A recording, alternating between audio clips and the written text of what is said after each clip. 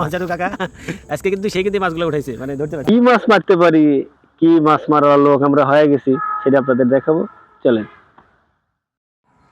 আসলে তো জালুল গা ছোট ভাই পারভেজের মেসেজের সাথে আছে, আর এই যে তার যন্ত্রপাতি, আরো কিছু যন্ত্রপাতি হয়তো ওখানে আছে। চলেন আমরা দেখাবো।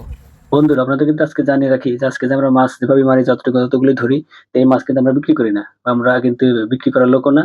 তো আমাদের নিজেদের জন্য আমরা নিজেরাই শখ করে মারি, শখ করে শখের বসেই খাই।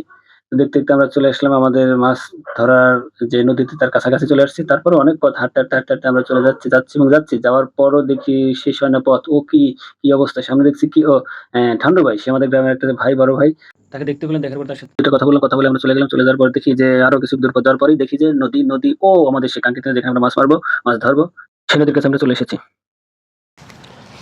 আমরা এক জায়গায় দেখলাম, ওই জায়গায় পছন্দ হইলো না মাছ, মানে হয়তো ওই জায়গায় কম পাওয়া যাবে। এখন দেখছি আর একটা জঙ্গল, জঙ্গলের মতো, মানে এমন একটা জঙ্গল, মানে সুন্দরবনের ভেতর দিয়ে যাচ্ছি। যাই হোক, এটা সুন্দরবন না, এটা আমাদের গ্রামের পাটের ক্ষেত। পাটের ক্ষেত পর আমাদের যাওয়া শেষ। আর কি করবে? সামিদ আসলে এ পাশে ঠিক আছে। অপেক্ষা করতেছি আমাদের মাছারু সামিদ আসবে। সে আসলে সে ভালো করে বুঝাইতে পারে যে কোন জায়গা বা কেমন জায়গায় জালটা পাতলে পারে ভালোভাবে মাছটা পরে আটকে যায়, আমরা তখন ওই মাছটা ধরতে পারবো।